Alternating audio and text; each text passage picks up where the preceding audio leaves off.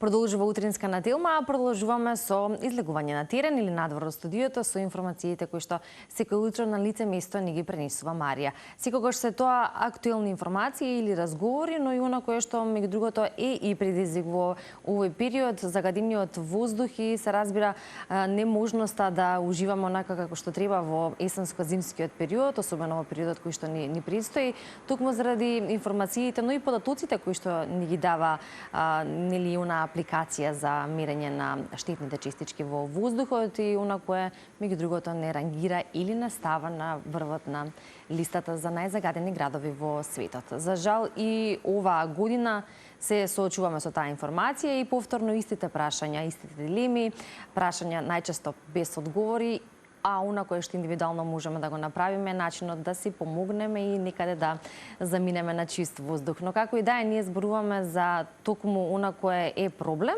и е загадениот воздух во Скопје со Марија и нејзината соговорничка од О2 иницијатива. Марија, добро утро. Добро утро, Ивани, и до тебе. Токму така, тоа е нашата денешна прва тема на лице место. Уште во текот на вчерашниот ден можеше да се види дека Скопје се наоѓа највисоко на листата во однос на загаденоста на воздухот, а ако говориме за утринава, може да се напомене дека според IQ Air апликацијата, индексот на квалитет на воздухот во Скопје изнесува 123, односно е означен како нездрав воздух за сензитивни групи. Ова е индексот за квалитетот на воздухот кој што може да се види за утринава во Скопје. Исто така можеме да напоменеме дека уште во текот на вчерашниот ден можеше да се види дека навистина загаден воздух има и во Тетово, Кавадарци и Струмица. Многу повеќе во однос на оваа тема за кој е главниот виновник за загаденоста на воздухот и колку е всушност ова сериозен проблем, во продолжение слушаме многу повеќе од мојата денешна гостинка Татјана Стојановска од О2 иницијатива. Да ја посакаме добро утро. Добро загадано утро. Марија, драго ми е што можеме да посветам извесен минути во однос на оваа тема. Многу ми е жал што оваа тема се повторува секогаш во овој дел од годината, со многу години наназад, а реално остануваме на истиот разговор и само на разговор. Искрено, јас веќе престанав да ги гледам мерните станици, затоа што кој е ефектот ако ти знаеш дека си загаден, а немаш некакви реални поместувања во однос на намалување на тоа загадување. Јас би сакала во оваа прилика само да напоменам дека секоја влада доаѓа, покажува добри желби, намери, нели да направи нешто во однос на квалитетот на воздухот и загаденоста. И за оваа влада би сакала да потсетам дека има своја соодветна планска програма за почист воздух. Наоѓам соодветни замерки, но независно се потрудиле, направиле програма во која што се наведени институции, рокови за изведба, но не гледаме никакви поместувања. Ја ќе се задржам, прво што ми се отвори кога ви ја покажував беше за Институт за квалитет на воздухот кој требало да се формира годинава. Ја не гледам такво нешто дека е формирано. Би сакала да кажам дека доволно е останато на хартија и дека прашањето кој е виновникот е апсолутно нерелевантно, затоа што со сите студии досега што се направени, ние имаме еден комплексен проблем кој што треба да се решава интегрално на сите полиња. Не знам колку пати сме кажале дека владата секогаш посочува греењето, не е на домакинствата. Постојат и многу други фактори, во сите тие направени анализи се установени дека процентите се различни, но дека сите фактори влијаат на загадувањето. Повторно ќе потсетам, минатата година, пред 2-3 дена, мислам дека на 16 декември, до град Скопје ние и доставивме соодветни мерки, практични мерки, да пробаме да видиме дали ќе има резултати и дали може да се одреди конкретно еве за Скопје кој е проблемот за најголемото загадување, дали ќе имаме некакви фидбек резултати. Тука беше, би сакала да ги набројам, затоа што тука се офатени сите загадувачи кои што сметаме дека се активни во рамките на на реонов на Скопје, да кажеме. Грејењето на домаќинствата, нели, со канцерогени средства, така да ги наречеме, нели, мазут, јаглен кокс и слично, да се забрани, со тоа што да се замени. Може влада, конкретно град Скопје да даде субвенции за замена на начинот на грејењето. Исто така имавме дадено рокови, тоа беше сега нема поента да ги кажуваме, бидејќи не се ни почна со нивна реализација.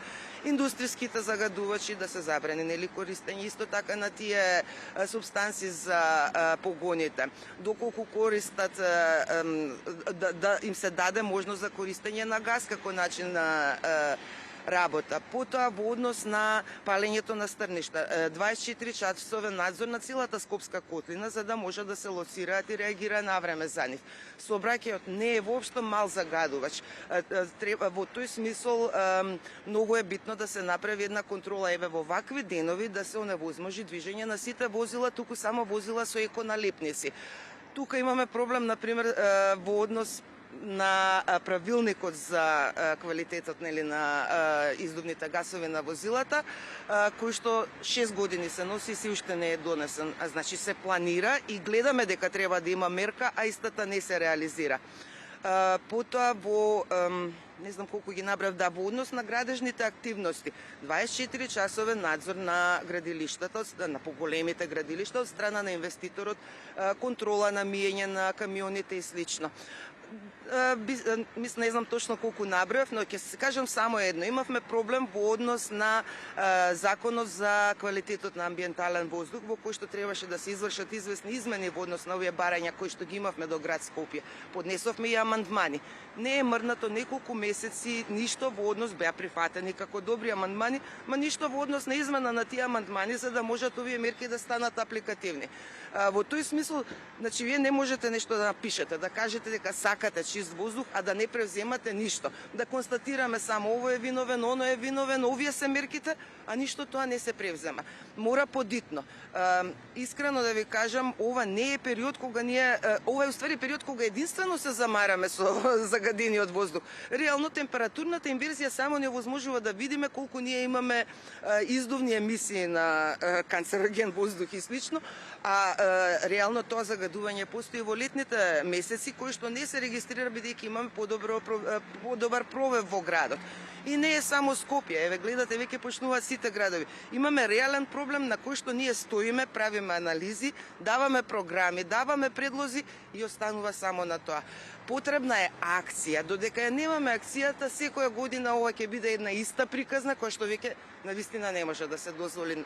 Луѓето се многу загрозени, здравјето им е загрозено и мора да се реагира, не само да се дискутира на темава. Велите потребна е акција, но поминавте во текот на одговорот дека нели на некој начин треба да се ограничи сообраќајот тие градежни активности. Еве за пример вчера во Индија, во Нью Делхи, поради голема загаденост на воздухот, дури достигна и 450 индексот на квалитет на воздухот, веднаш преземаа строги мерки каде што го ограничија сообраќајот.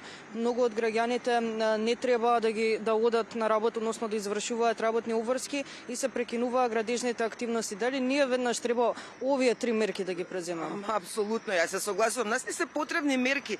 Сега ние секогаш кај нас институциите секогаш се вадат, ама ние законски тоа не можеме да го изведеме. Еве ви луѓе, законски направете ги измените. Имате време, имате можности.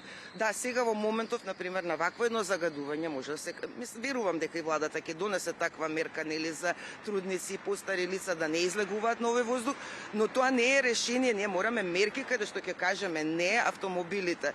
Со таква еконалепница зелена може, другите овој ден нема да излегуваат. Ова се сите апликативни мерки на кои што се закочуваме на некои институционални пречки затоа што нашиот закон тоа не го регулира. Не можеме така со години. Мора да се почне со решавање.